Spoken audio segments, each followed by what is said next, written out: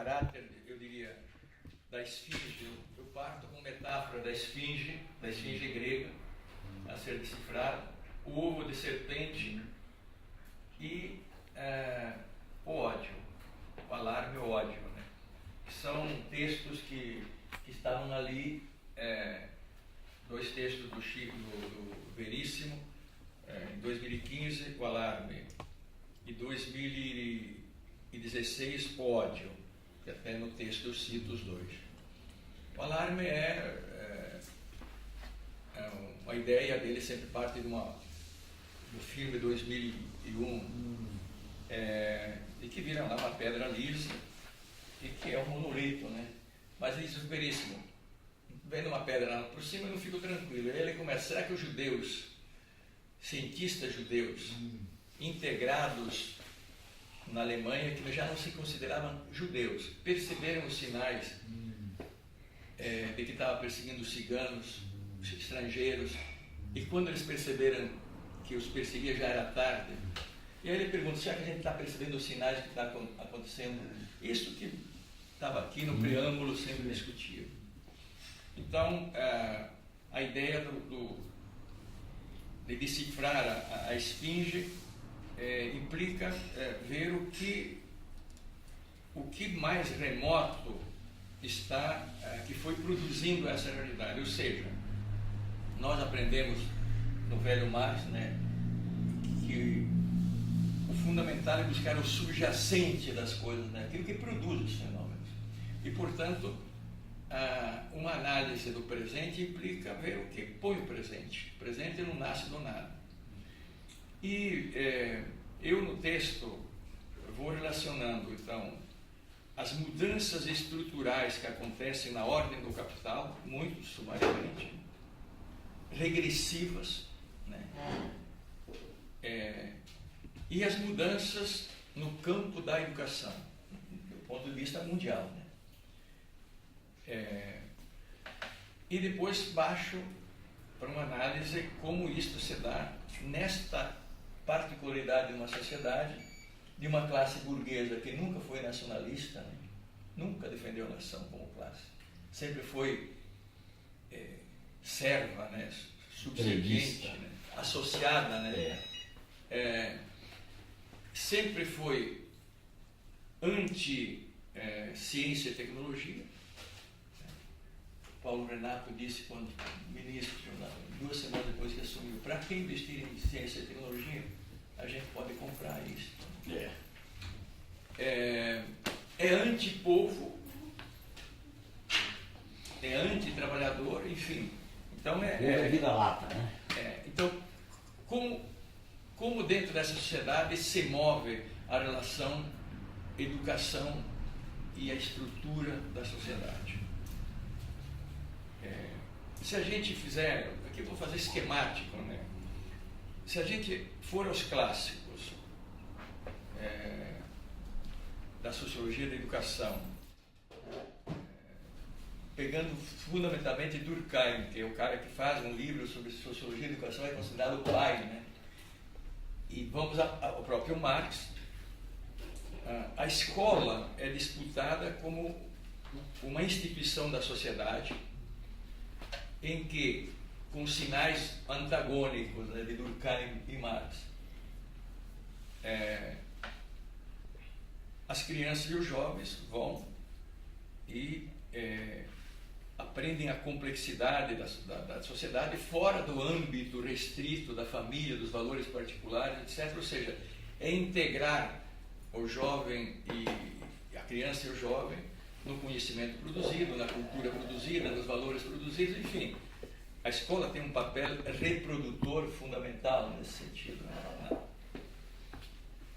E no Marx ele vai disputar, de dentro do velho, qual é a educação que interessa na construção do homem novo para uma nova sociedade sem classe. Programa de Gotha, enfim, tem os textos programáticos aí que Marx vai sinalizar, Marx e Engels, enfim. Quando é que é este projeto? Ou seja, aquela ideia da burguesia revolucionária, escola pública, gratuita, universal e laica é civilizatório. Só não podia prometer uma coisa: uma escola unitária igual para todos. Que é absolutamente uma contradição em si, uma estrutura de classe. E é interessante que os pensadores aí, iluministas, eles se traíam, né? Se a gente pega dois, né, que vem da tradição iluminista, o Destil de Tracy, que escreveu 6 volumes sobre ideologia, mas ideologia ainda como as ideias ligadas à biologia, enfim, não vou entrar nesse detalhe.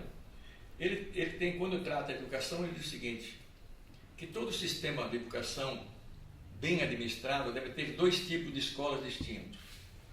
Um rápido, para aqueles que não têm muito tempo para ficar na escola e tem que aprender muito cedo o duro ofício do trabalho. E outro, para quem tem ócio e que estão destinados a dirigir a sociedade. E ele diz, isso não é questão da vontade, é da natureza. Destino. Mas se a gente vai a Malthus, né? A Malthus, a famosa ideia de que a população cresce geometricamente. Aliás, geometricamente. E a comida aritmeticamente. Isso. E ele vai dizer, ó, políticas públicas, saúde pública, isso é uma benevolência absurda. Nós teríamos que fazer o contrário, apinhar as pessoas em vielas, não matar os mosquitos nos pântanos, porque aí haveria uma seleção natural. Ou então tem que ter uma seleção impositiva. A cada criança que nasce tem que morrer vou matar um. E ele conclui olimpicamente, se fizermos isso bem, os nossos filhos podem casar muito cedo e ter quantos filhos querem.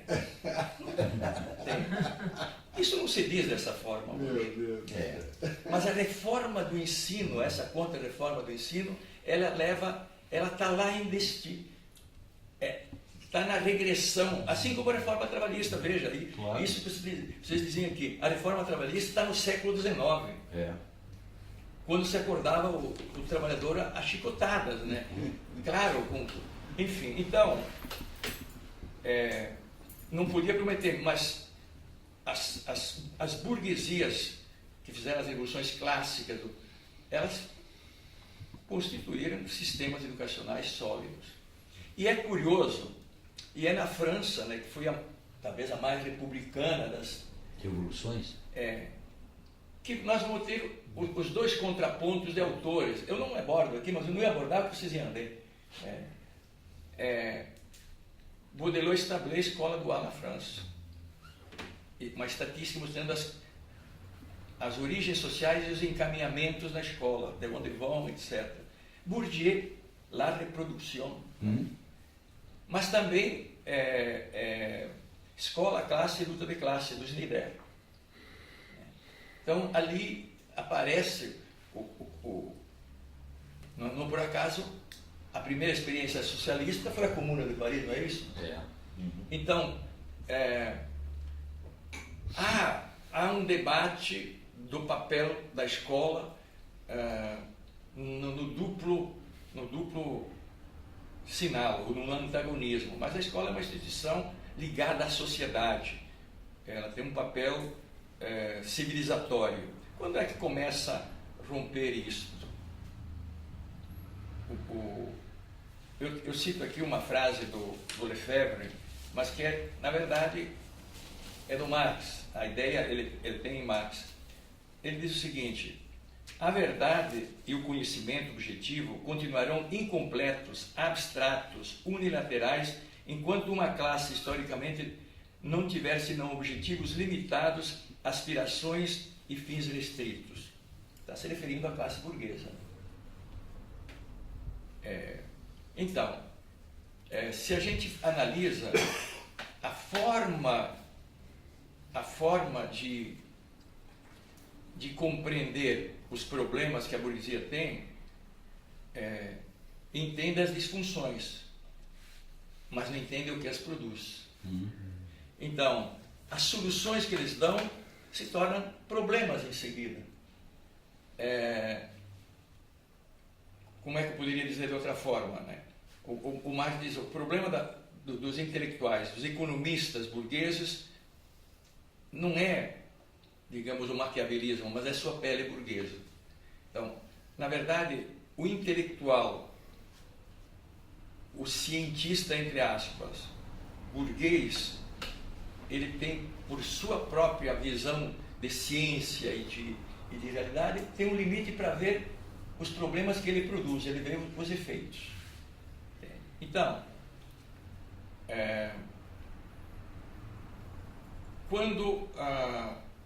quando acaba o percurso da primeira metade do século XX, eu me baseio muito no historiador August Baum, era dos extremos, né? O que nós temos? Temos um processo de acerto, né? Que tem a Primeira Guerra Mundial, vem 17, vem a Segunda, vem 29, vem a Segunda Guerra Mundial. E o historiador diz, bom, ali houve uma geopolítica no mundo e o capitalismo, a partir daí, pelo menos em 20 nações, teve a sua fase áurea. Mas qual era o problema, especialmente depois da expansão da União Soviética? Era como conter a pobreza e que o socialismo não se expandisse, especialmente depois da Revolução Popular e depois socialista de Cuba. Então, os economistas, dois grupos, um nos Estados Unidos, que prevaleceu, do Schultz, do Centro de Pesquisa e Desenvolvimento Econômico, e o Becker em Londres, começaram a pesquisar o papel da educação e da saúde no desenvolvimento. E aí que vem a ideia de capital humano. O capital humano é a junção de um trabalhador treinado, qualificado, e um trabalhador saudável, que é apto ao trabalho. Né? Como os positivistas só sabem lidar com aquilo que se mede, saúde é difícil de medir, tinha dificuldade. Então eles abandonaram. O que o Schultz fez? Pegou 100 países e comparou o PIB e os níveis de escolaridade. Encontrou uma correlação quase absoluta. Inglaterra, Alemanha, e vai descendo 100 países. Vem para nós uma... Então ele diz, olha, de uma correlação chega a uma conclusão. Existe uma forma de capital tão importante quanto a riqueza, terra, máquinas, etc. Investir o capital humano. E ele diz, eu parto disso da observação que as famílias que investem no capital, na saúde e na educação dos filhos, têm mobilidade social. Qual é o ciclo vicioso? Eu escrevi um livro sobre isso, chama A Produtividade da Escola Improdutiva, onde analiso isso. Né? A pergunta é, os países pobres são pobres? Não, e aí a conclusão. Se um país quer sair do subdesenvolvimento e se desenvolver, investe em educação. Se uma família de 9, como meu pai teve, lá na roça, minifundiário, quiser que os filhos investam em educação. Agora a pergunta é, os pobres são pobres porque têm pouca escolaridade ou têm pouca escolaridade porque são pobres? Os filhos da mãe não vão olhar isso. Que é qualitativo. Ou seja, é aquela velha história do que o Engels fala ao se despedir do amigo. Diz, o amigo aí deu um legado enorme, teve muitos adversários, nenhum inimigo, aí eu desconfio, inimigo ele teve.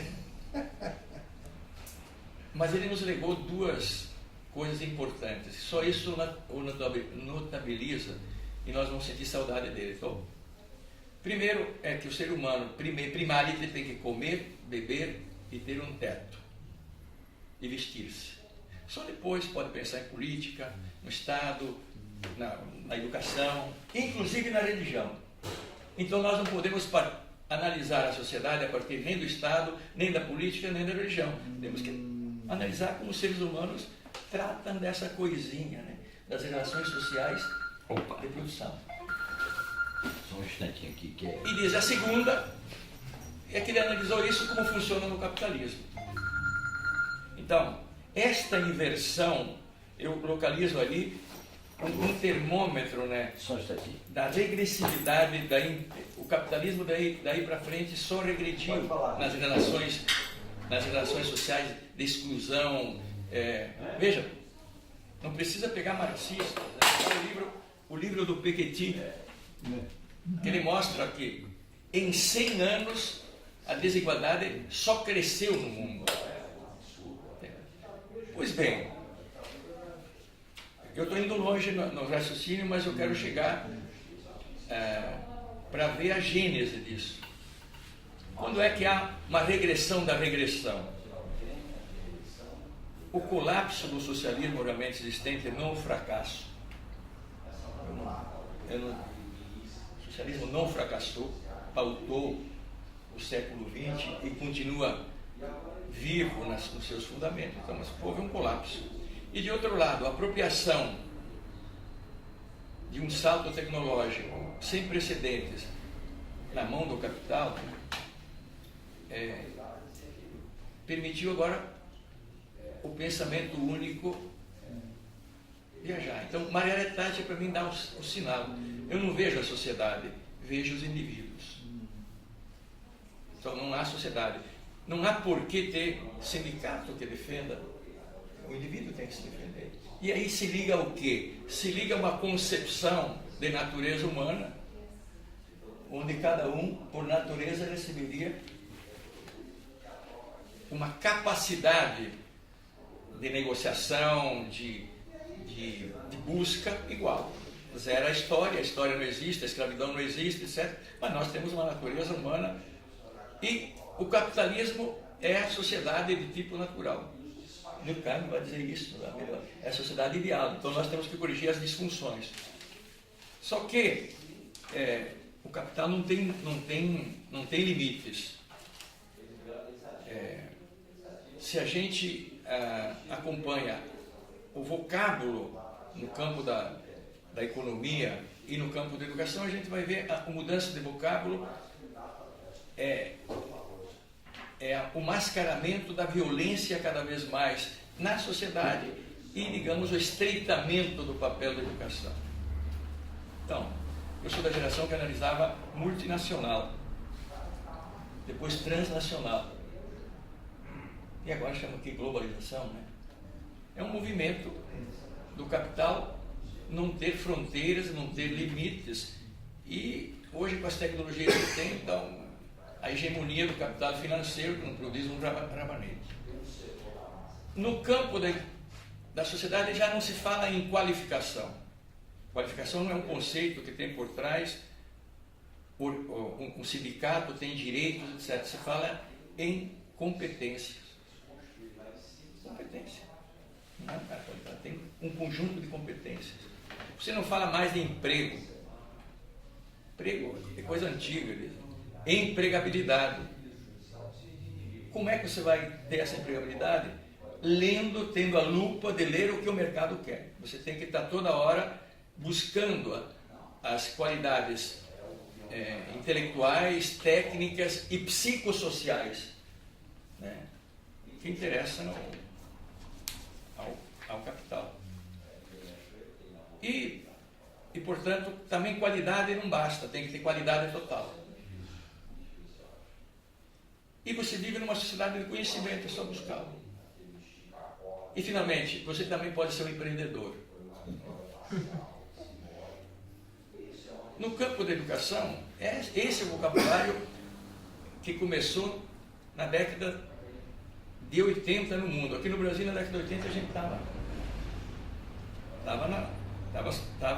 disputando o contraponto da ditadura. A ditadura é que introduziu da pré-escola à pós-graduação a ideologia do capital humano. E nós a combatemos no debate aqui na PUC. O doutorado da PUC foi um núcleo que debateu isso. O que acontece? Baixando na terra brasileira. No dia seguinte de 88, a Constituição já começou sendo golpeada com o Collor, não é verdade?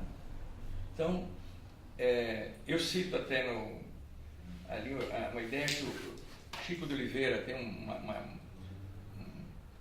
um texto que ele diz o seguinte, que no século XX nós ficamos 1/3 em ditaduras e um golpe institucional pequeno de maior ponta a cada 3 anos. Se a gente mas Collor era um fantoche, tanto que ele foi vomitado pela esquerda até pela Globo no final, não é verdade? Mas depois você me corrija se você não concorda. Pela Globo. A Globo foi o último vagão do trem do impeachment de Collor. É uma tese que eu li, de Sônia Lumer. Quem é que incorporou este núcleo de que não existe sociedade, existem indivíduos e de que tem que agora voltar a separar a educação do trabalhador à educação básica? O governo Fernando Henrique Cardoso, com 8 anos de Paulo Renato de Souza. E o mentor intelectual disso foi meu orientador de mestrado. Na época eu fiz mestrado na FGV, você não tinha direito a escolher o orientador. Se chama Cláudio de Moura Castro, um economista que está em todas as audiências importantes, desde a ditadura até Dilma, no Congresso, dando pitaco. E os ministros recebendo, os ministros todos, até o Haddad recebeu o Cláudio de Moura Castro. E eu conheço que desde 73 ele defende a seguinte ideia: trabalhador tem que ser trabalhador, Senai para ele e, quando muito, uma educação profissional restrita, destile para si. E ele diz, na Veja, ou numa dessas revistas, estava eu lá no Banco Mundial e Paulo Renato me liga, eu preciso de dinheiro para a educação profissional. Diz, eu arrumo dinheiro, desde que você aplique uma ideia que eu tenho desde 73, separe a educação básica da educação geral da educação básica.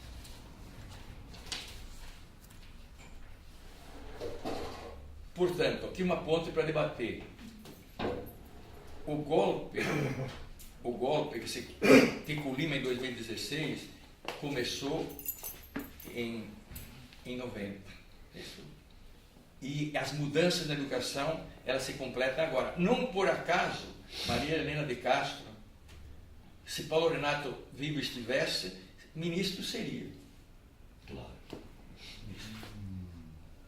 Seria ministro. Como ele não vive a encarnação dele, que era a Maria Helena, que era a operadora. Operadora do MEC. E o decreto 2208 separou. Quando entra Lula em 2002, 3? 2? Não, ele começou em 3, né? Eu ajudei a fazer isso. A gente montou como voltar a dizer, não, peão tem que ter educação básica. Educação básica é um direito social e subjetivo dito na Constituição. A etapa final, o ensino médio é a etapa final. Uma lenha, uma briga, mas está lá o decreto e a sociedade foi andando, né, aos poucos. Mas em todo esse tempo, esse grupo não parou. E aí eu quero mostrar como nós, o campo, eu digo, autocrítica, começar por mim, dormimos no ponto, não olhamos o movimento da direita, e na educação é emblemático. Veja vocês, Lula assumiu em 2003, Escola Sem Partido, esse movimento começou em 2004. Esse é um núcleo com ideias fascistas, eu vou chegar lá. É um núcleo raivoso, é só entrar no site que a gente se apavora. Se apavora. Entre no site do Movimento Escola Sem Partido para ver a ideia que faz o professor, a ideia, enfim. O livrinho aqui, depois eu tenho alguns exemplares aí. 2005 começa um movimento que inverte agilosamente, maquiavelicamente, no seu sentido pior das coisas. A Unesco dizia educação para todos. Não é verdade? o que 14 grupos empresariais, bancos, agrobusiness, industriais, 14 grupos fazem um fundo e dizem educação. Não é educação para todos, é todos pela educação. E 16 institutos, Unibanco, Lehman, Ayrton Senna, 18, estão ali, que vão disputar o conteúdo, o método e a forma de educar na educação básica. 2005. E eles são os grandes protagonistas dentro do Estado do PDE, Plano de Desenvolvimento da Educação. E todos os debates, o mesmo procedimento da LDB, que ficou chocada lá, chocada até que foi abandonada, e aprovarão outra, e tem o Plano Nacional, um protelamento. Quais são as ideias que foram sendo montadas para chegar a uma lei que é o epílogo e aí é o ovo de serpente. Isso é 2005. 2005, todo pela educação. Primeiro se dizia o seguinte: tem teoria demais na formação do professor. E aí chegaram, a Guilmar Namo de Mello, aqui de São Paulo, era uma tradutora disso. Um livro, 40 técnicas do bem ensinar. O professor tem que ter as técnicas, o conteúdo tem que ter o conteúdo preparado por um grupo e ele vai aplicar isso. O Ayrton Senna foi para o Rio de Janeiro e o professor tinha que pegar o manual, dizer que ele ia aplicar aquilo e aplicar aquilo, e ter um supervisor para ver se ele aplica aquilo. Então, que os americanos chamavam, nos tempos atrás, do ensino programado. Sim. Ensino programado. Então, no fundo, começou uma crítica ao público. O público é ineficiente. Ao trabalhador público. Mas chegou agora aonde? No fundo, o professor, você não tem direito de pensar. Então, a escola sem partido, ela tem 2 ícones. Separa conhecimento de pensar. Você não pode pensar, o professor não pode pensar. Quem pensa é quem produz o conteúdo programado. E segundo, dissocia ensinar de educar. E qual é a tese? Que educar compete à família, aos pais. E o professor não pode, portanto, discutir valores, o professor não pode analisar se existe racismo ou não, o professor não pode, numa aula de biologia, fazer uma interpretação da vida biológica que possa atingir valores da família. O professor não pode, na análise de história, ter opinião sobre racismo. Enfim, o foco do Escola Sem Partido é o professor. E eles apresentam ao professor, os ideólogos, como estupradores. Lá no site. É só entrar, vocês entram no site. Aliás, tem o texto aqui do Pena, eu depois vou deixar alguns exemplares aí. O Pena é um jovem professor que estudou a fundo o núcleo de ideias e a forma de apresentá-las na sociedade, né? Para a sociedade. E isso tem um apelo enorme. Por quê? Se a gente olha todos os golpes aqui no Brasil, tem no fundo o apelo moral. Deus, pátria e pão. Quem assistiu, e vocês devem ter assistido, a sessão ridícula, cínica, no Congresso, em nome de Deus, da família, da minha mulher e de meus filhos, voto sim. O Maluf é que falava sim, mas a maior parte, lá na sessão de julgamento da Dilma no Senado, foi Deus que quis. Então, há um humus moralista na sociedade, né, que isto pega. Então, há um parecer da lei, eles querem tornar lei. Alguns municípios já, Alagoas tinha aprovado a lei do escola sem partido, mas é inconstitucional, até um parecer do Barroso.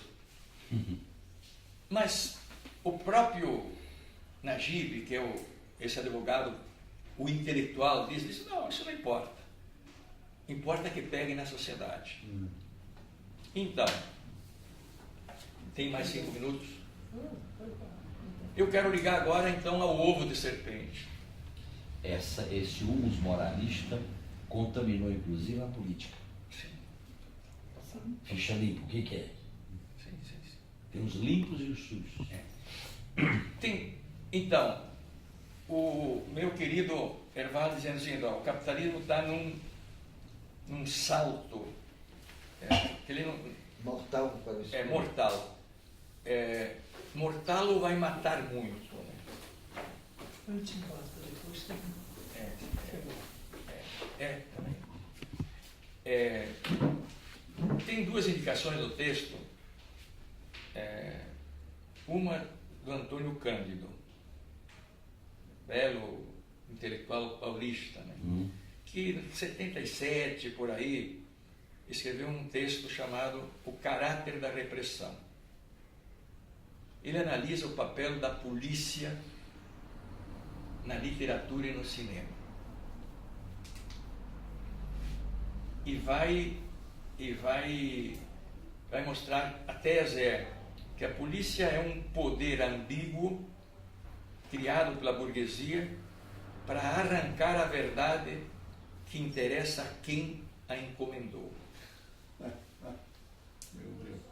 E é belíssimo o texto. Eu posso passá-lo, porque acho que não está nas redes. Eu estou com ele. Ele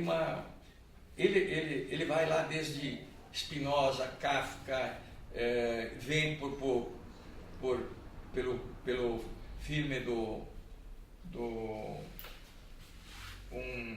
um inquérito de um cidadão acima de qualquer suspeita, do Hélio Petri, e reproduz um trechinho lá que é emblemático para mim, sobre este ângulo.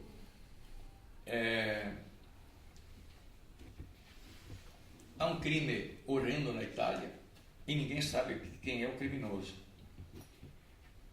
E isso está deixando todo mundo com medo. Até que um dia um operário, um encanador, né, um hidráulico, está passando na rua e chega um cara e diz o seguinte: olha, o sinal do criminoso é essa gravata aqui. O único sinal era uma gravata azul. Pega essa gravata e vai lá na delegacia e toma aqui os meus documentos e me denuncia. E ele vai lá. Quando chega lá, quem é?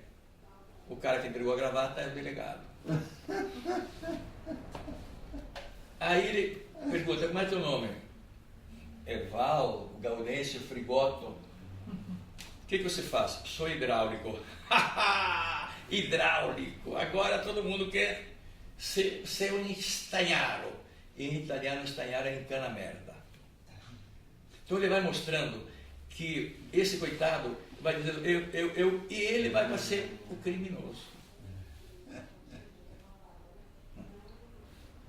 O caráter da repressão. Aí vou para um autor que foi o autor das Mãos Limpas, que analisou as Mãos Limpas, que é um autor polêmico, mas eu gosto dele.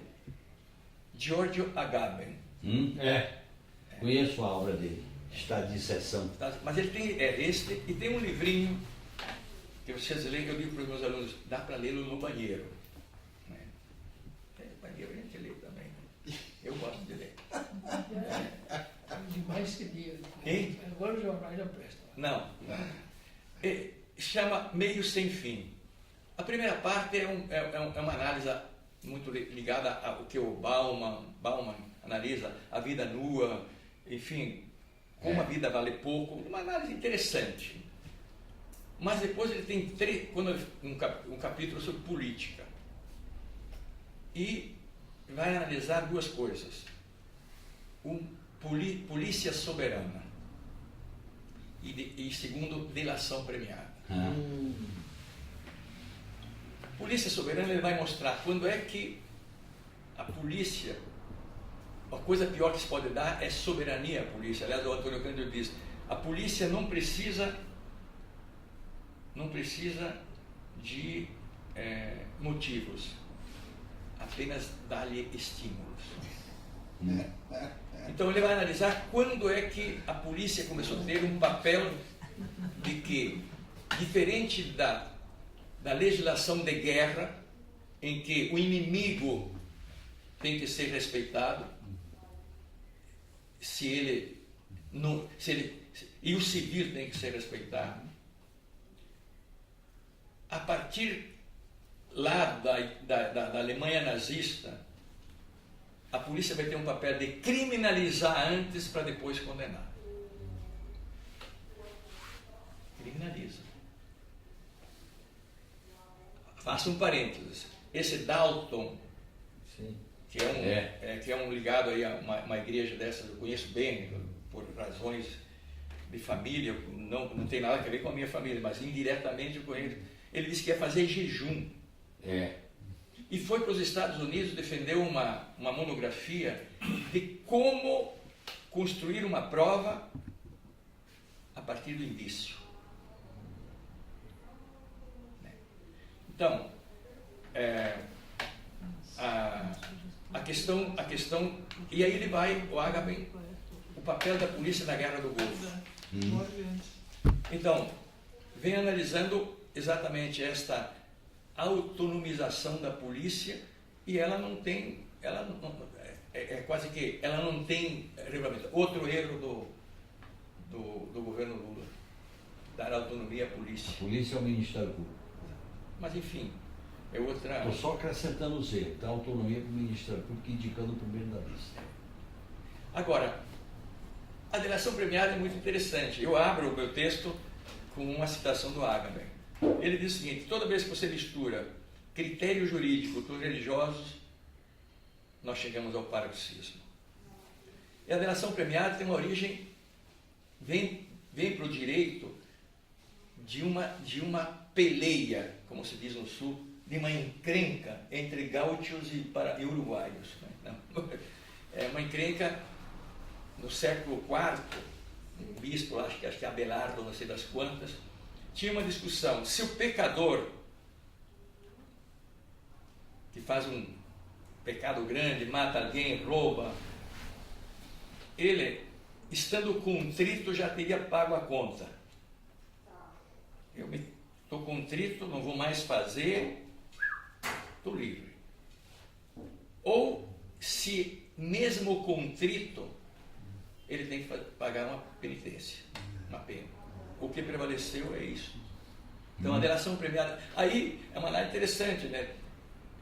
Já o Spinoza, ele cita Spinoza, dizia: primeiro, alguém confessar um crime é alguma coisa abjeta, porque não devia ter feito o crime. Segundo... Por isso que na cadeia o delator vive no seguro, senão morre. O segundo é você, para livrar do seu crime, delatar o outro.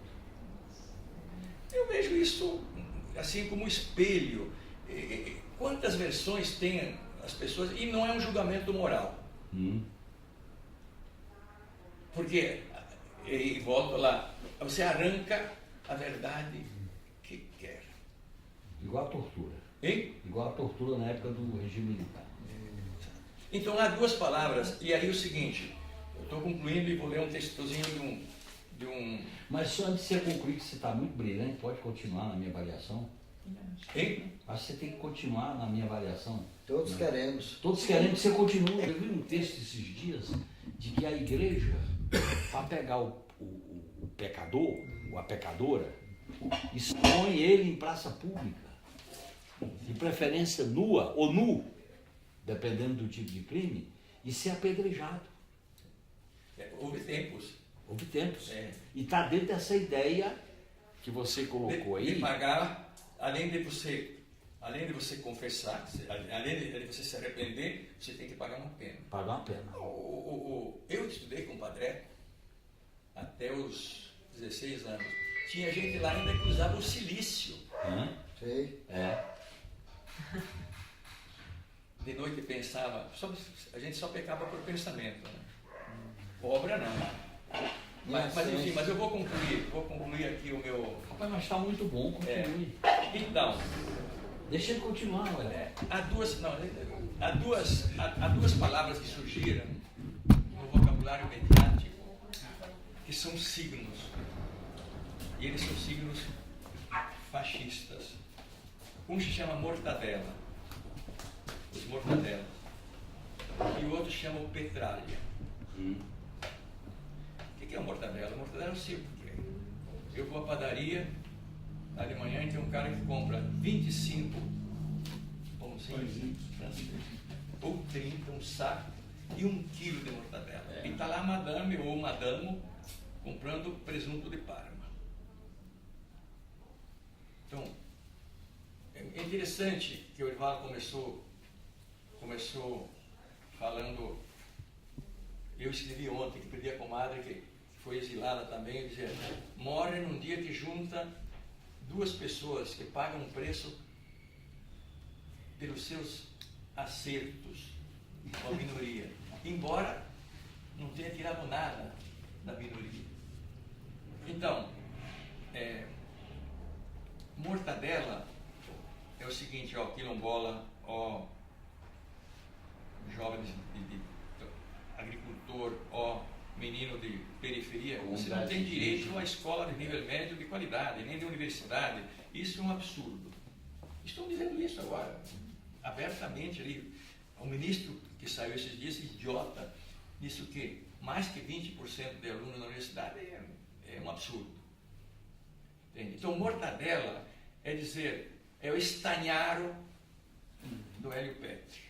Isso é um merda, porque andar de avião, você cheira, você anda. Não era isso que se dizia? Então, o clima é eliminação do outro, tem nome, né? E outro, petralha. Petralha se engana os meus amigos de extrema esquerda que dizem que é o PT. Claro que é o PT também, porque é o único partido de massa que se construiu social-democrata, né, no Brasil. O Partido Comunista foi um partido importantíssimo, né, mas nunca foi um grande partido de massa. Me encontrei agora com o meu amigo, né, o Mário Iazzi, que é o cara que tem lá, segura a peteca lá. Então, petralha é um signo de quem não pensa o pensamento único. E aí que está a aniquilação. Não é gente de bem, né? Que é o termo que eles usam. Não é gente de bem, é o termo que eles usam. Então, e aí, eu preciso. O Reinaldo Azevedo que criou esse termo. Reinaldo Azevedo. Criou esse termo petróleo. Ah, é? E agora ele está. Agora ele está defendendo criticando. defendendo o Lula. Mas defendendo aonde os caras. Criticando que os caras foram longe demais, né? Não, é porque criaram um ovo de serpente e agora não sabem o que fazer, né? Esse livrinho aqui, do Leandro Conder, Introdução ao Fascismo, eu ressuscitei porque ele é interessante. E ele vai mostrando as origens, e na introdução ele depois diz, mas afinal, o que é o fascismo? E ele vai responder assim, o fascismo é uma tendência que surge na fase imperialista do capitalismo, que procura se fortalecer nas condições de implantação do capitalismo monopolista de Estado, exprimindo-se através de uma política favorável à crescente concentração do capital.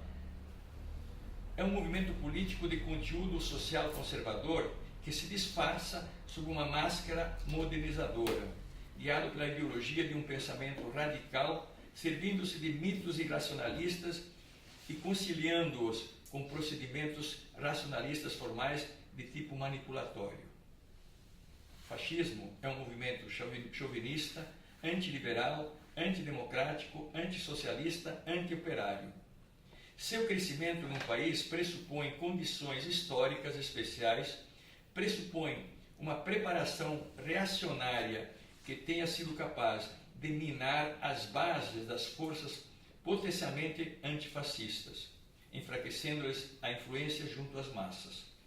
E pressupõe também as condições da chamada sociedade de massas de consumo dirigido, bem como a existência nele de um certo nível de fusão do capital bancário com o capital industrial, isto é, a existência do capital financeiro. Ele escreveu em 77 isso. Então, isso aqui é para debater, né? Mas eu acho que esses ingredientes foram sendo construídos de forma célere, eu acho, a partir de 2013. Inclusive, a gente governando e eles construindo a hegemonia. É isso mesmo, a gente governando e eles construindo a hegemonia, porque a gente não disputava uma contra a hegemonia. Daí qual é duas ideias, e aí vamos conversar. Neste texto do Antônio Cândido, ele acaba o texto citando um filósofo, André Peigny, que no diário dele de prisão escreveu o seguinte: não tenha medo da pobreza, não tenha medo da prisão, não tenha medo do exílio, não tenha medo da morte sequer, tenha medo do medo.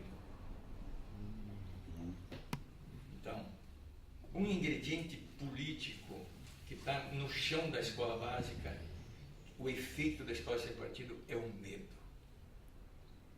O medo. E está de uma grande parte das religiões. Sociedade do medo. O medo. O Chomsky diz que a violência e o medo são hoje formas de governo do mundo, mas tem limites. Medo. Então, esta perspectiva, eu acho que a gente tem que tê-la muito presente, de como ela está posta ali e ela tem um efeito político arrasador, né?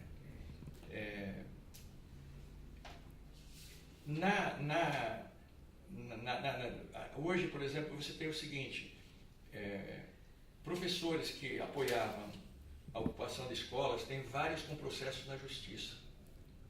O fato de ir lá com os alunos. O professor Domingos, da Universidade Tecnológica do Paraná, agora mesmo, foi uma reação muito bonita quando um professor lá da UNB quis oferecer um curso Sobre golpe.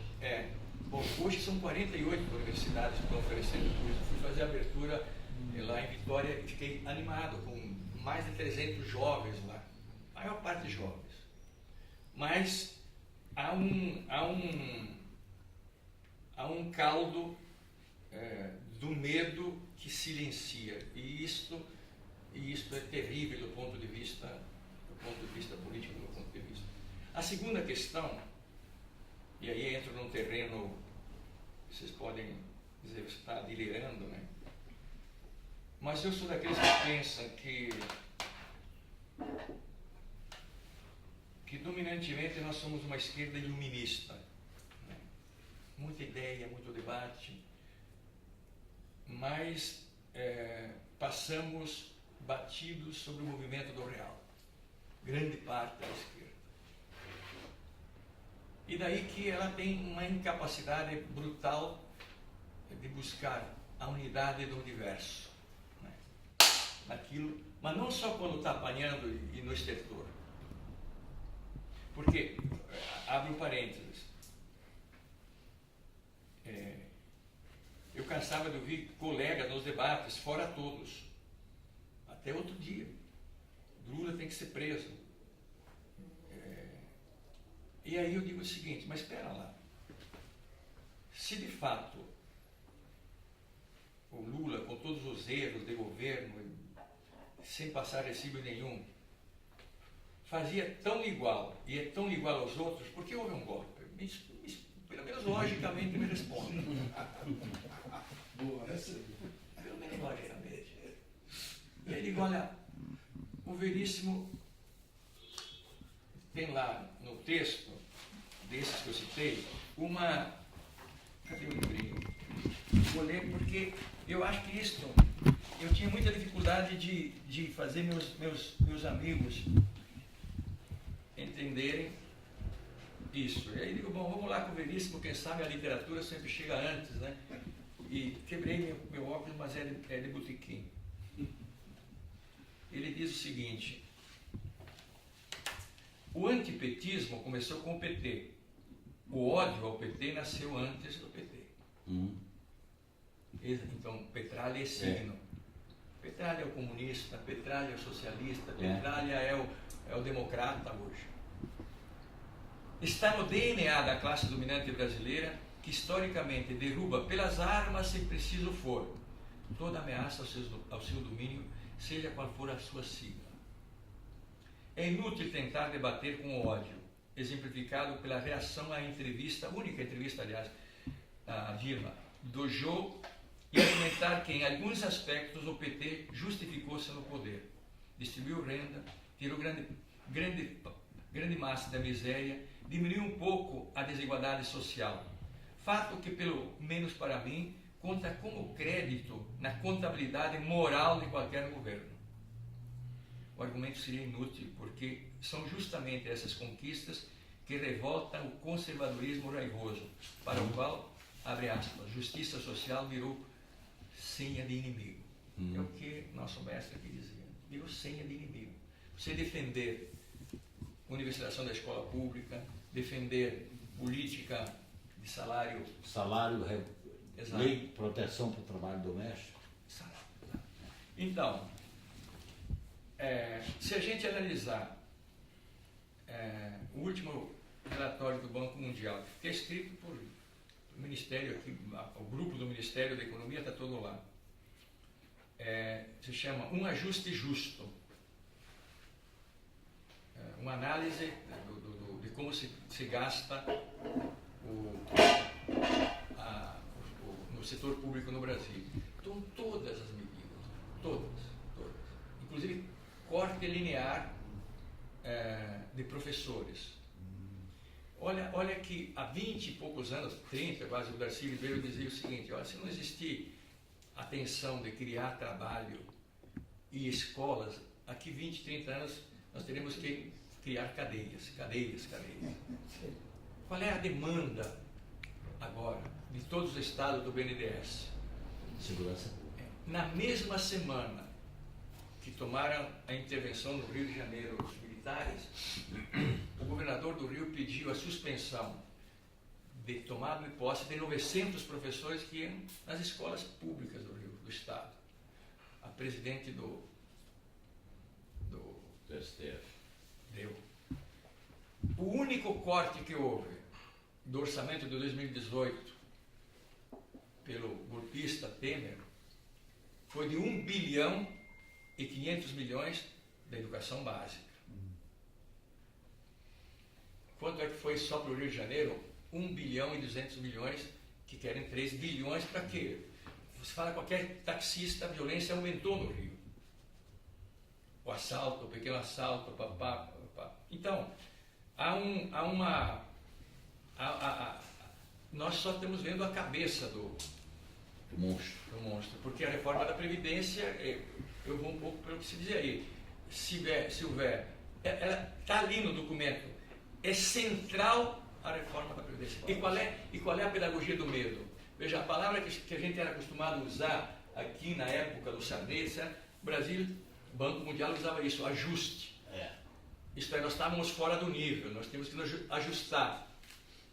Agora não, é um pouco mais, é austeridade. E o que é austeridade? É corte. Então, recomenda lá corte de professores da educação básica. O MEC agora disse, institutos federais, ou tem tantos alunos, ou fecha, está começando a fechar institutos federais, que foi uma das políticas mais importantes. Eu fiz uma pesquisa durante 5 anos. tem 1000 problemas, mas ó, eu vou lá em Rondônia, tem 20 dialetos de índios falando lá dentro. Aqui mesmo em São Paulo, você vai no interior de São Paulo, eu fui aqui, numa favela, um instituto federal. Criou-se milhões de empregos qualificados, né? Vai fechar. A política do MEC, do ponto de vista os institutos não devem existir e o ensino médio tem que ser separado. Portanto, há uma interdição dupla das gerações que vêm aí. Para a cidadania, vai criar uma geração de, como diria Milton Santos, deficientes cívicos, e bloqueia para competir no mercado de trabalho.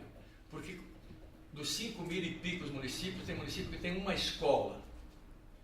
E agora o governo diz, olha, menino, você desde lá do primeiro ano, do segundo grau, você tem que escolher ou ciência, ou matemática, linguagens, ou ciências da natureza, ou ciências humanas, ou educação técnica. São 5, enfim. Vai se definir, vai encurralar. Nós estamos voltando lá a Capanema, né? Então há um bloqueio, eu uso a palavra interdição da grande massa de ter minimamente uma leitura do mundo, e isto ainda com o ingrediente que o professor não pode analisar. E aí concluo com Konder, né? Que isso, a minha provocação tem sido quase como pregador, indo por aí e dizendo no fim para o campo de esquerda. Quando o Konder voltou do exílio, aqui em São Paulo, foi no aeroporto, um jornal desses alternativos, não lembro, mas deve ter sido de Comuna, né? Porque ele era comunista, né? Leandro era, né? Perguntaram, como é que você define a direita? Só achei aqui. Pois não? Como é que você define a direita? A direita tem uma unidade substancial, profunda e inabalável. Direita brasileira. Digo, vamos no dicionário lá, ver uma unidade substancial, profunda e inabalável. Seja lá crente ou agnóstica, cientificista ou positivista, deu uma série de qualidades. A unidade substancial, profunda e inabalável é impedir que o povo se organize e construa uma democracia. A minha pergunta é, qual é a nossa unidade substancial, profunda e inabalável? Então, por que eu falo que somos uma esquerda iluminista? Porque qual é a dificuldade da gente dizer que uma pauta da esquerda é defender uma escola pública com dignidade, né, com professor, com tempo, não um puleiro. O jovem não quer puleiro, mas se você, dentro dos institutos que tem lá, campo de futebol, piscina, eu me eduquei numa cidade lá em Juí, faculdade, mas o colégio lá público, tinha o Rui e o Ruizinho, tinha todas as modalidades de Jogos Olímpicos. Tinha banda, tinha arte, tinha teatro. Não é verdade? Eu estou aqui por conta disso, num internato de Padre. De manhã fazendo clássico, estudando grego, latim, francês, italiano, espanhol, inglês não. Eles eram anti-americanos. Filha da mãe, não. Podaram o inglês. Até hoje falam mal o inglês. E de tarde, científico. Então você transforma colono, pivete, nisso, em gente, humaniza a escola. Então, se você... Eu briguei dentro do governo, sem ser governo, e também não era afiliado ao PT, mas eu sempre trabalhei lá, assessorando até um dado momento, depois joguei a toalha. Que era o seguinte, porque nós temos uma mania do coronel e do bacharel. É porrada ou doutor. Né? O governo Lula tivesse feito, o governo Lula tivesse maciçamente ensino médio. Então vamos criar os institutos na ideia cultural do bacharel, porque a verticalidade, você pode entrar aqui e sair doutor, tudo bem, mas por 10 anos ou 20 anos, ou 10 anos, você só vai ter aluno de ensino médio. O único ensino médio que nós temos, público, são as antigas escolas técnicas federais, hoje o Cefet, que tem materialidade compatível com qualquer escola da Alemanha. Passei agora 3 meses, andei 8 países, e vendo escolas. Pô, a criança não quer sair de lá. Não é verdade? Pô, tem tudo ali. Tem teatro, tem cinema, tem enfim. Então, então nós estamos negando essa escola na sua materialidade e estamos negando no campo de pensamento, no campo de formar gente, que, como dizia Paulo Freire, leia o mundo. Então, eu vou deixar aí alguns exemplares depois do livrinho. Ótimo. Eu acho que é uma coisa que a gente tem que prestar muita atenção, porque e todas as ditaduras, todos os golpes vão interferir na educação. Todos. Seja eles militares, como foi a Revolução Empresarial Militar de 64, seja o golpe, eu chamo golpe, eu costumo dizer que na educação, Paulo Renato conseguiu fazer tudo antes da LDB, tanto que a LDB é um ex post de um co-ante, isto é alguma coisa que foi feita depois do que já foi feito. Saviani diz uma lei minimalista, faltou. Idem, agora ali estão fazendo tudo a arrepio da Constituição. A Constituição não existe.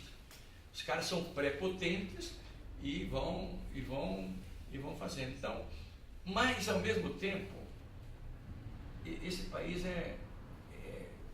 a gente teria que ter, essa é uma falta enorme de quadros que vejam onde é que está o rumo lá à frente, mas tem que fazer a escalada da montanha, né? Como diz o Milés da Rosa, a montanha a galgar.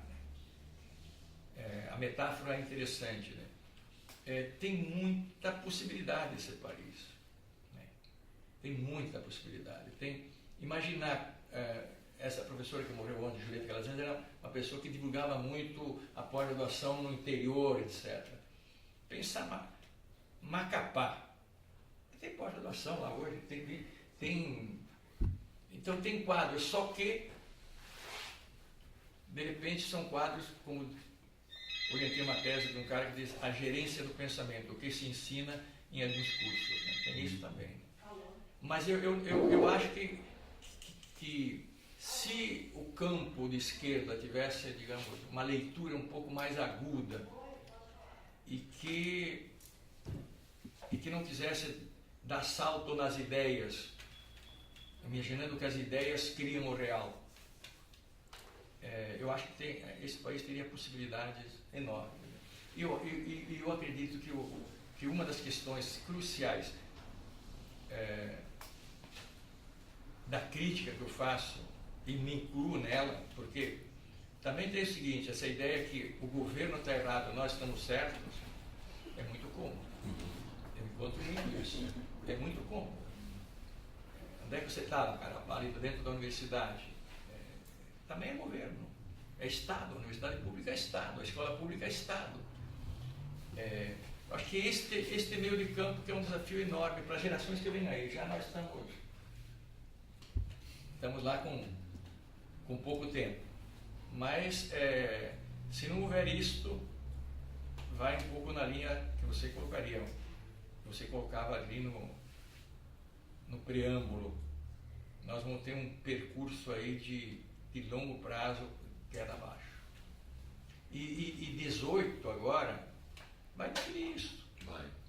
Vai definir, quer dizer, vai pelo menos dizer, das próximas décadas. Vai ser assim, próximo tempo. Mas era tudo isso que eu aprendi em 40 anos. Tudo isso ótimo. E não é pouco, hein? Não é pouco. Não, eu não falei muito do texto, eu falei do entretexto. Né? Bem, vamos. Você respondendo, eu só solicitaria que as pessoas, em vez de discursar, perguntassem, geralmente, e usasse do tempo limite que nós podemos ter aí. E depois voltar, todo mundo se manifesta depois Isso. de E 3 como nós minutos. estamos com um grupo, Vocês eu dois acho que poderia ser até um pouco mais de 3 minutos, no sentido que talvez uns 5 minutos um grupo pequeno. Aqui tem uma questão de ordem. O texto enviado do Frigoto, na verdade, foi a apresentação, não foi o texto dele. Foi engano ou foi porque Não, você ele me pediu. é o que você Sim, queria sim. mesmo? Tá? Porque dá uma ideia do todo. Entendi. Mas eu tenho aqui, Ele trouxe aí. Ótimo, ótimo. eu trouxe alguns Legal. exemplares aqui. Eu acho que pelo menos um era bom ficar aqui no centro. Ah, não, eu já Não, mandei ele uma. trouxe aí bastante. Mas, e quem é que tem conta da instituição ali? Vocês são da instituição, eu trouxe 5. Ótimo. 2, 4, 5. Ali. Eu mostrava que mas eu já tenho baixado. Ele Eu não está consigo fazer disponível, mais. ele já Você foi. Não, E isso também é um presente da presença de vocês aí, amado.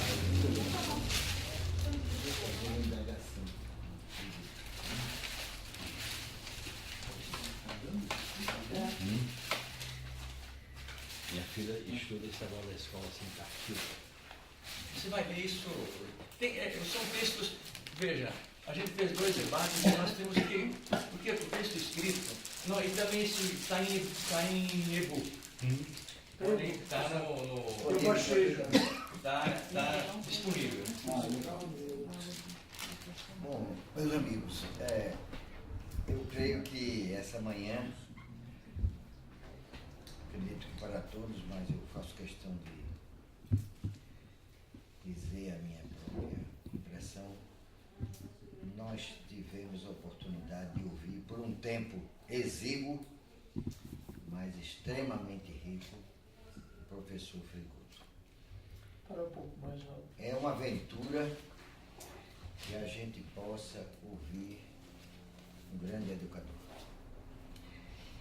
E ele referiu-se, uma vez que há uma multiplicidade de autores, né, que ele tem examinado, ele referiu-se a Darcy Ribeiro e a Paulo Freire.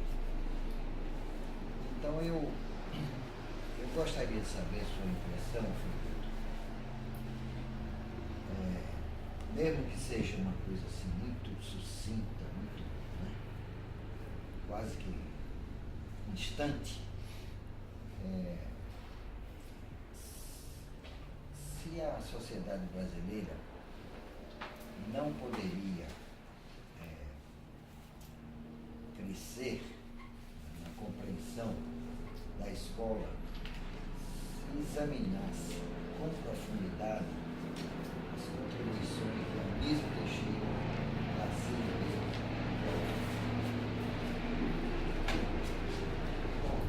A minha pergunta é muito curta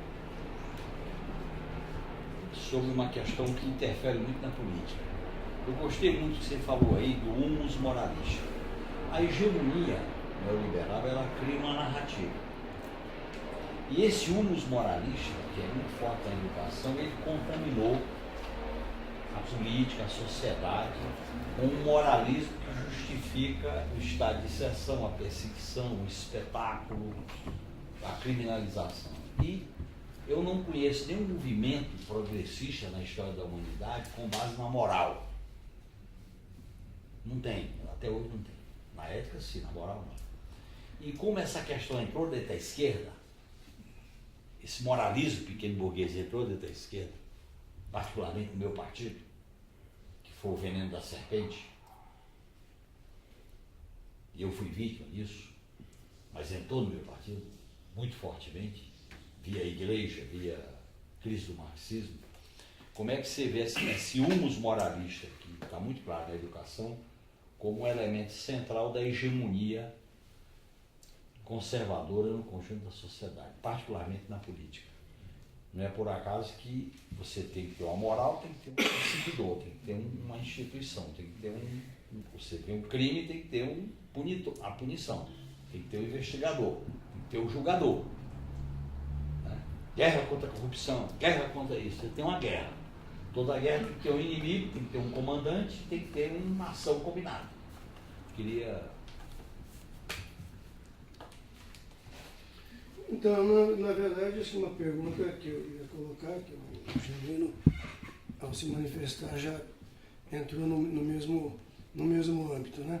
Porque ao pensar essas narrativas, na verdade, você tem dispositivos que produzem, difundem essas narrativas, e como ela está colocada no âmbito do pensamento único, e nós não conseguimos, a esquerda no seu conjunto, nós não conseguimos ter uma outra narrativa, nós não conseguimos nos mais variados campos, na educação, na saúde pública, enfim, quer dizer, o modo como nós nos colocamos. Mas a fragmentação da esquerda ela me preocupa menos do que a unidade da direita. As classes dominantes no Brasil, isso aqui é um consórcio que pega a classe dominante no Nordeste. O governo atual, ele é a expressão disso. Ele consegue pegar essa classe dominante altamente estruturada no Nordeste, no Sudeste, no Sul. Tem menos expressão do Sul, sintomaticamente, porque os do Sul são arrivistas, não são genuinamente os brasileiros.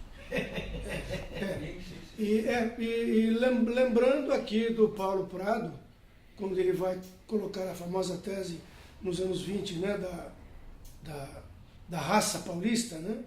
Os paulistas queriam salvar o Brasil, porque o Brasil estava contaminado pela miscigenação, com índios, com negros e tal, e aqui estava a raça pura, né? Porque aqui era a fusão de duas grandes raças, né? Essa é a tese de Paulo Prado, né? Duas grandes raças, porque a tese dele aparentemente é banal, né? Maluca. E ele diz, não, duas grandes raças quando se fundem, criam uma raça notável. Ao contrário, se ela se mistura, ela degenera. O Brasil é um lugar degenerado. A raça paulista iria degenerar o Brasil. E para completar o raciocínio, então, vem dos lusitanos, esta raça, né, que é derivada do Império Romano, da Lusitânia, esta raça europeia que faz a luta, que restaura a cristandade, que faz os descobrimentos, né, que tem esta grande emergência, né, no Ocidente entre o século XII e o século XVI, e ela pura instaurou-se aqui, e ela se funde com outra grande raça, que são os guaranis, entendeu? E ela dá o bugre, este paulista, que é esta fusão com os guaranis e tal. Mas é curioso, então, que paulistas estão lá, os nordestinos estão lá, os do sul não estão, eles não pertencem, os do sul, os Borhausen não pertencem a nenhuma cepa, eles estão alijados do processo nessa altura. Então, esta unidade, ela deveria até ser mais bem interpretada, mas ela me preocupa mais do que a fragmentação da esquerda. Agora, Mais do que? Da fragmentação da esquerda, do campo progressista e tal. Mas na esteira da colocação feita pelo Genuíno, e que eu já ia lhe perguntar, já que somos iluministas, eu concordo, mas eu gostaria de ouvir a sua opinião um pouco nessa colocação que você traz, na lembrança do Leandro Conder. Do Leandro Conder. E quando você citou o Conder, eu me lembrei imediatamente de um texto dele riquíssimo e todavia abandonado, porque nós temos sido assim na esquerda. Nós temos autores da moda e a cada girada do relógio são novos autores que entram e nós vamos perdendo esta formação histórica. O Leandro Conder tem um texto seminal chamado A Dialética Derrotada. A derrota da dialética. A derrota da dialética. A derrota da dialética. Ele vai dizer que a esquerda se forma pelo mais escrapachado positivismo aqui no Brasil e que a dialética, o marxismo que chega aqui já chega desvestido da dialética, porque a formação da esquerda a partir dos anos 20, ela se dá já sem a dialética dentro de uma leitura positivista. E eu queria te ouvir um pouco sobre isso, porque a mim está me parecendo que atualmente nós estamos, dentre todas as narrativas colocadas, essas inclusive que o Genuíno lembra, há uma outra que me parece notável. Estamos hoje prisioneiros da dialética, esta relação entre ideias e o real, o ideal, esta dimensão entre ser e pensamento, né? Eu acho que nós estamos prisioneiros da mais vulgar metafísica.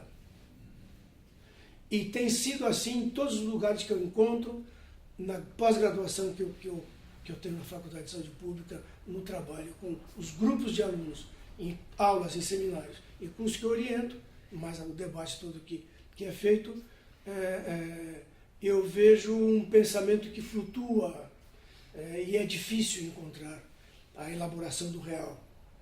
Esses termos hoje, eles estão bastante complicados, ao ponto, e aí encerro para que você possa falar isso um pouco para a gente, às vezes eu brinco, eu abro às vezes palestras dizendo assim, bom dia, né, a todas e a todos, tal, é um prazer estar aqui, etc. Dizendo, olha, quando eu vinha para cá, eu estava lembrando que ontem eu conversava com o meu duende, e aí, pereré, e eu noto que demora alguns segundos para ver uma reação na plateia. Como assim estava conversando com o duende? Entendeu? E eu tenho testado isso, é fantástico, porque nós hoje nos rendemos nas narrativas, inclusive, quando você fala da presença religiosa dentro da esquerda e tal, quer dizer, é um pouco isso de nos termos hoje também nos reduzido a uma fragmentação do pensamento e a sedução por tábuas salvacionistas, né? Hoje tarô, coisas místicas e tal. A entrada do budismo hoje no Brasil, ela não é no Ocidente, né? Porque ela não é da religiosidade oriental, ela não é por acaso, ela não é aleatória. Então, eu gostaria de ouvir um pouco na direção desta metafísica. Ok. Ótimo, porque a ideia também é ouvir, né? Mas eu vou pensar um pouco. Você cita 3 autores de porte importante, né? Nenhum deles marxista, né? Mas importantíssimo. O Anísio, eu acho que foi e não por acaso a morte dele ainda é misteriosa, né? Mas ele foi o educador, né, que pensou a gestão da escola, sobretudo, mas e também as ideias. Ele tem um texto que ele é tão atual, o mais atual hoje, que chama Valores Reais e Valores Proclamados. Então, em toda a minha história de aluno e depois de professor, sempre ouvi dizer pelos discursos mais inflamados, né, que a educação é a coisa mais importante do país. Na prática, ela nem no sentido daquilo que chama as elites dominantes, e nem na cabeça do povo. Se você faz uma pesquisa, a educação entra em 5º lugar. É emprego, é habitação, violência, aliás. Emprego, violência, habitação, saúde, transporte, às vezes, e educação. Por isso que é um drama isso. Não ocupa o pódio, né? É um drama hoje pelo seguinte, né? Hoje, a grande maioria devia ser revelada por reforma de ensino, né? De ensino médio.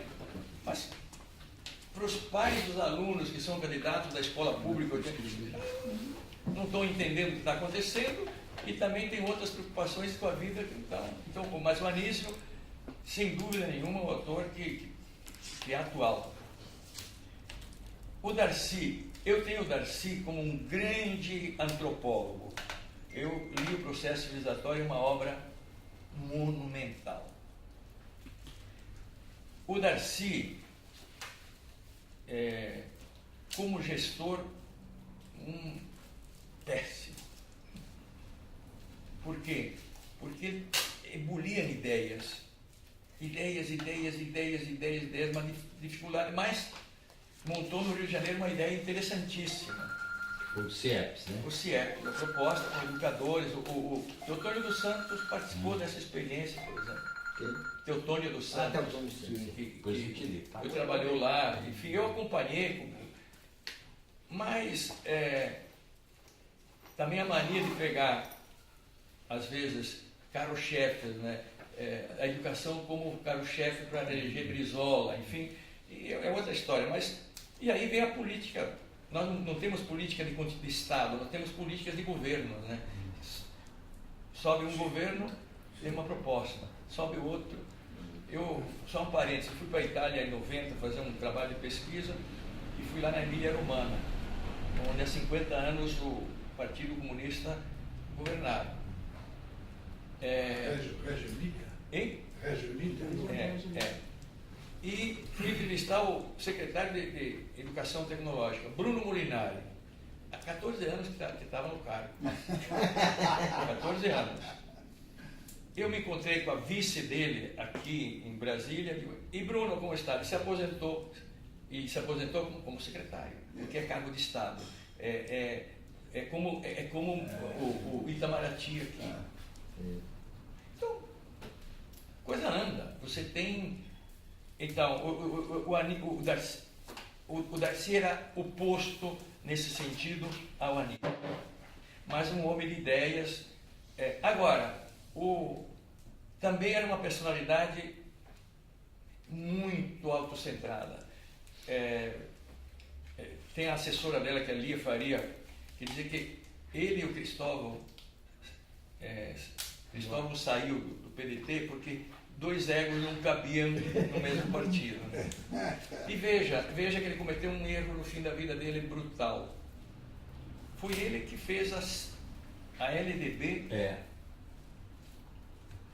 e o Florestan, na simplicidade e na grandeza dele, disse: meu amigo de exílio, Darcy, fez-nos uma dupla traição. Fez daquilo que era já uma síntese, mas uma síntese debatida, negociada, uma síntese. E deu ao governo o documento que ele era incapaz de fazer. Dura. Olha, eu estava no Congresso, foi dramático isso. Subir na tribuna e defender e criticar o Darcy, que nós fizemos isso, e a direita foi duro, dramático. Uma das coisas mais dramáticas da minha vida no parlamento foi essa. Eu vivi, eu era deputado. Foi logo após a Constituinte. Agora, o inimigo número 1 da Escola Sem Partido se chama Paulo Freire. Eles dizem o inimigo. Né? Tanto que estão tirando ele o patrono da educação. E eu diria que eu costumo dizer o seguinte: Paulo Freire é um na Pedagogia do Oprimido e depois é outros livros. Não tira o mérito dos outros livros. Mas a Pedagogia do Oprimido, o que é a síntese de um tempo? Síntese de um tempo. Qual é esse tempo? Fim do Estado Novo. De pé no chão também se aprende a ler.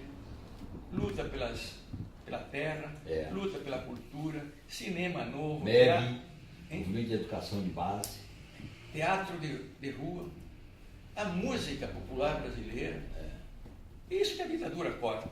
Então, a pedagogia do oprimido está traduzido em 27 idiomas na última vez que eu vi em Guadalajara. É um livro primoroso de ordem epistemológica e de ordem cultural. Né? Especialmente para o adulto, mas não só para o adulto. Que analfabeto não é sinônimo de imbecil. O Anaxágoras já dizia que o ser humano pensa porque tem mãos. Básico, né?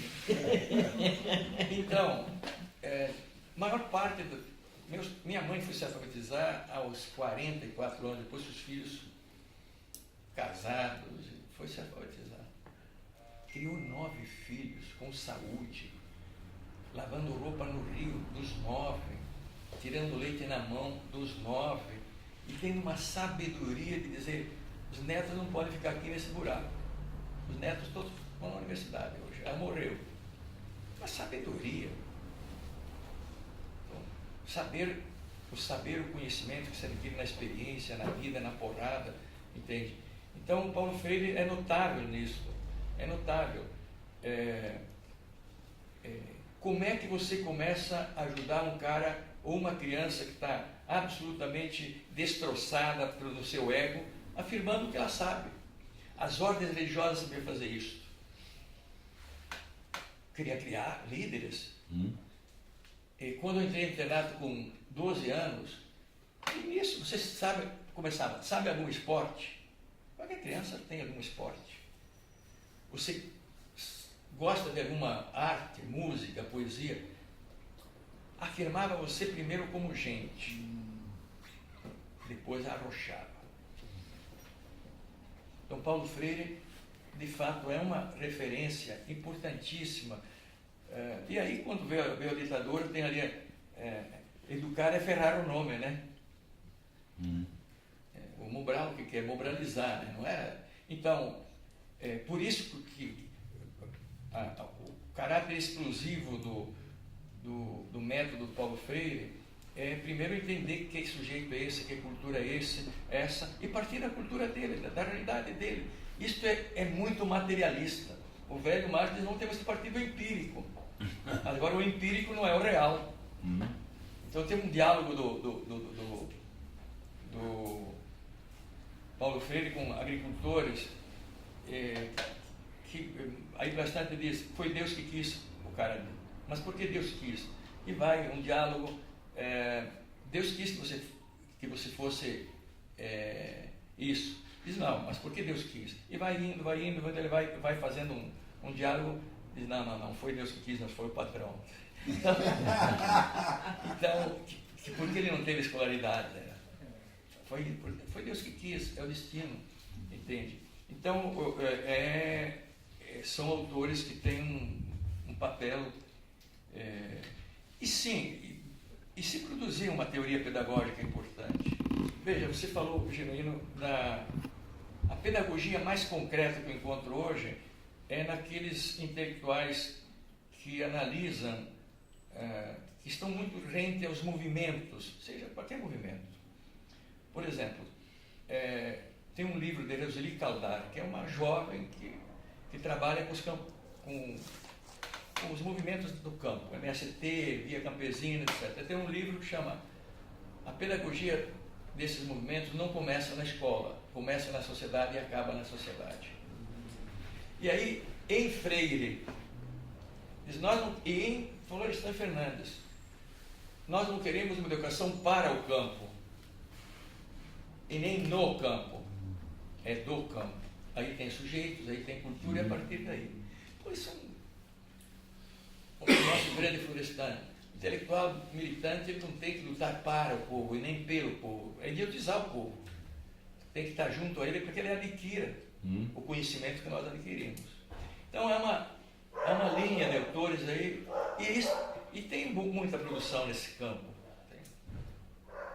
Genuíno, eu acho que vocês dois pegam um tema que é correlato e que nós também passamos batidos. Porque tem um moralismo que hoje, isso é uma expressão da minha esposa, Deus virou mercadoria barata. Artigos de consumo. Deus virou mercadoria barata. Então, nós não analisamos isso aqui, mas, por exemplo, tem ali o chamado voto garantido. Por que o Bolsonaro fez um movimento de se associar a um partido desses religiosos? E quando o Collor subiu no governo, fechou 5 institutos da FGV, lá do Rio. Eu trabalhava num deles, o IESA, Instituto de Estudos Avançados em Educação. E os alunos entraram na justiça, e por sorte nós tínhamos a esposa do presidente da Ordem dos Advogados, o Baeta, tão bom presidente da Ordem dos Advogados, e ele comprou a causa de graça. E os alunos ganharam a causa. Então, nós ficamos 4 anos orientando um aluno. 2, porque os alunos quiseram se formar com o professor que eles escolheram. E a FGV era uma instituição de direito privado. Aí nós aproveitamos para esse debate. Nós convidamos um cara, um teólogo, chama José Bittencourt, um teólogo protestante, mas desses tem base teológica. Ele fez uma tese e hoje ele é professor de história em Uberlândia, José Bittencourt. A matriz religiosa brasileira. E ele diz o seguinte: vocês marxistas, se não entenderem a materialidade das 3 categorias com que esses caras trabalham, que é exorcismo, milagre e prosperidade, vocês não são materialistas.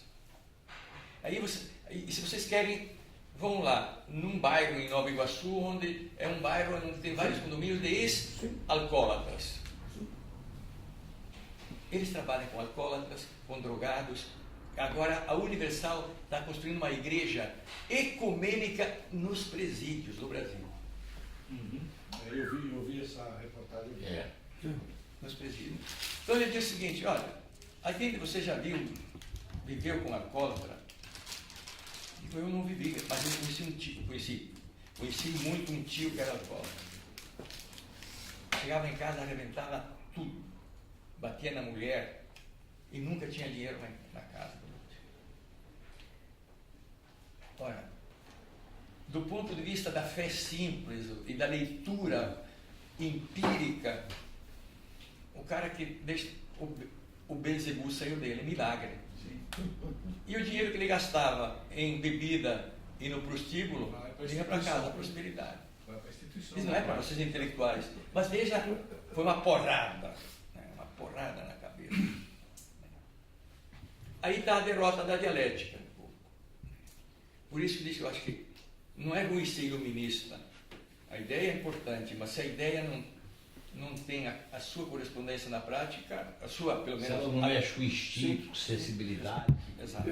Não percebemos ao longo de quase 20 anos que os pentecostais estavam na periferia e estavam trabalhando a formação de pequenos produtores, de pequenos empresários.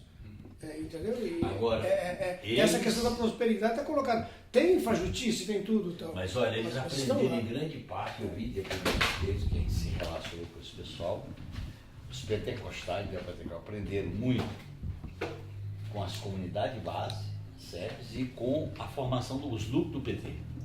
Isso é possível. Eles falaram para nós. E outra coisa, né?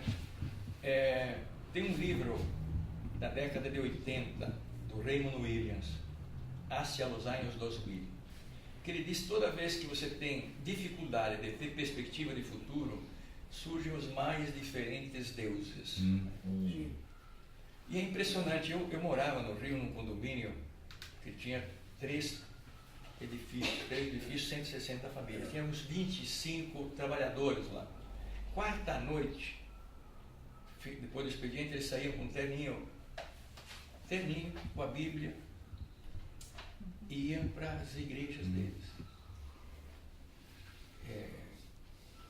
Essas igrejas fazem formação religiosa, né? Pregam, mas também essas pessoas aí se sentem na comunidade. Lá é um merda no condomínio da classe média.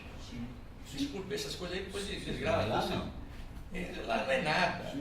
Ele não pode subir no elevador que eu subia. Eu brigava sempre com isso.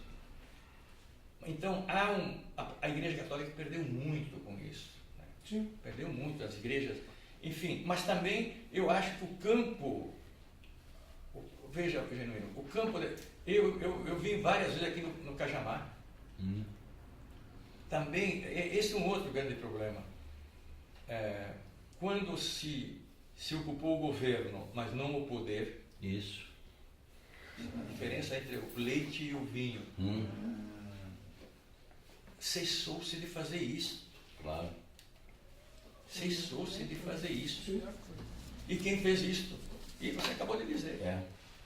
Então, o buraco está mais embaixo. Essa é a derrota da dialética. Essa é a derrota. E outra coisa, nós temos uma formação Isso que é Pere Anderson que diz isso.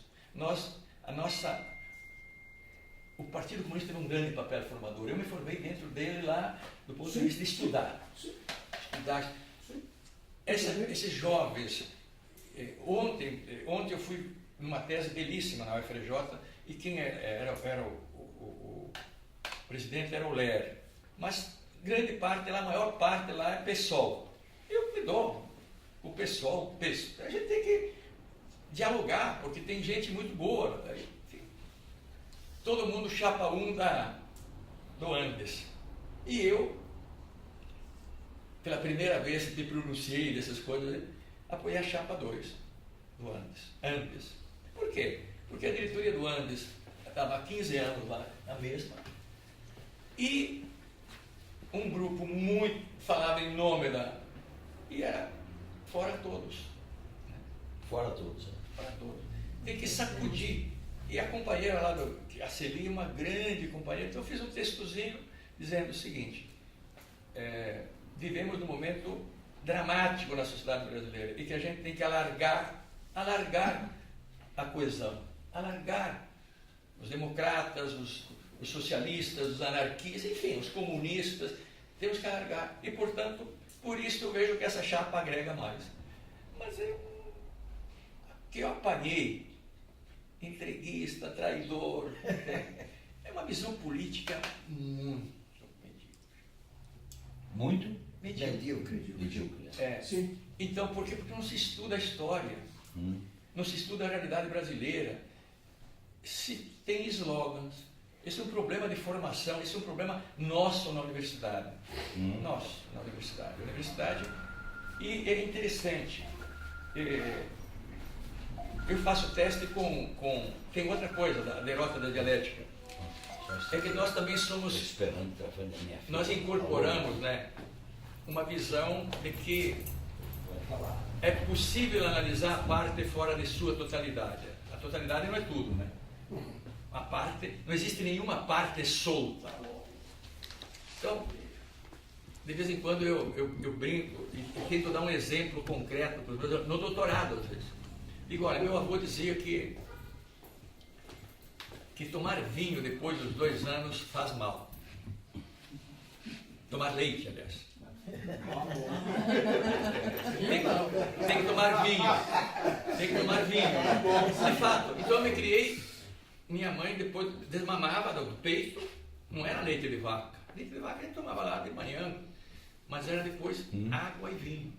No internato onde eu fui genuíno dos padrecos, de meio-dia, com 12 anos, eu tinha direito a um copinho de vinho. E os malandros ainda negociavam com a sobremesa. Eu digo o seguinte, eu li, não sou daquele chato de vinho, mas eu gosto de ler sobre vinho. Então tem uma série de pesquisas sobre vinho. O meu cardiologista diz, não pare de beber vinho. Então as pesquisas, vinho tinto, tem boa qualidade, ele não ajuda a não formar gordura no sangue. 2 copinhos, então eu digo, olha, 2 copinhos todo dia. Mas eu fui num congresso em Barcelona e tinha lá um cara que pesquisou gripe, que não era resfriado, por isso que eu vou me vacinar aqui uns dias. A gente não morre de gripe, morre dos efeitos secundários, né? Mas diz, Barcelona, frio quente, mas dá pouca gripe. O vinho ajuda. Então 2 para o coração e 2 para o vinho. 4. E aí eu já começo a dizer o seguinte, mas para um professor é um problema, porque 4 copos de vinho é uma garrafinha, né? Mas em nome da saúde. Ali quando morreu o Papa, esse polaco, um pesquisador italiano que estava pesquisando Alzheimer com pesquisa, diz, olha, há hipóteses de que o vinho tinto de papá também retarda desenvolvimento do papá. Se o Papa não tivesse tomado vodka Ele tomasse vinho. 6 copinhos. E aí para avacalhar, porque até aí é sério, depois eu avacalho.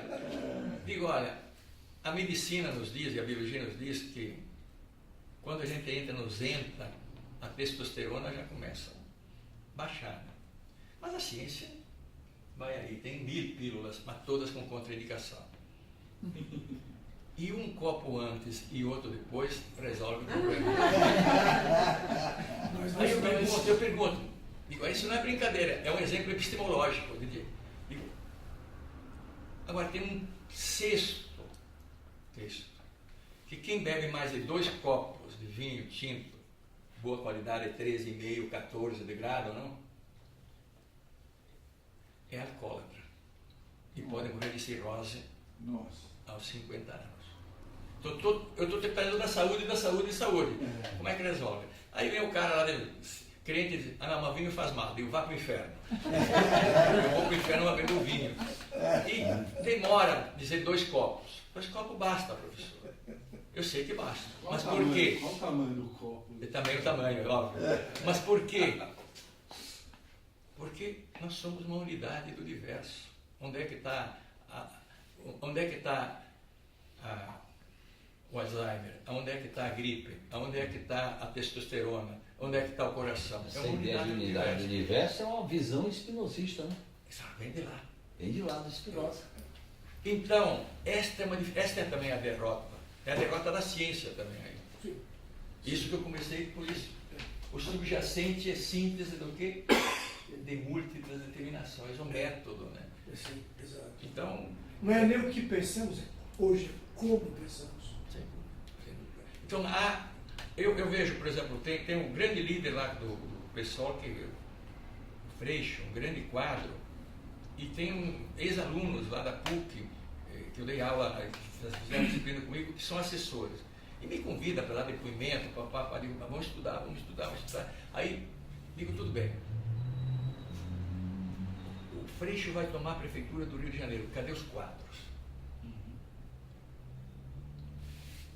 O Rio de Janeiro, cadê?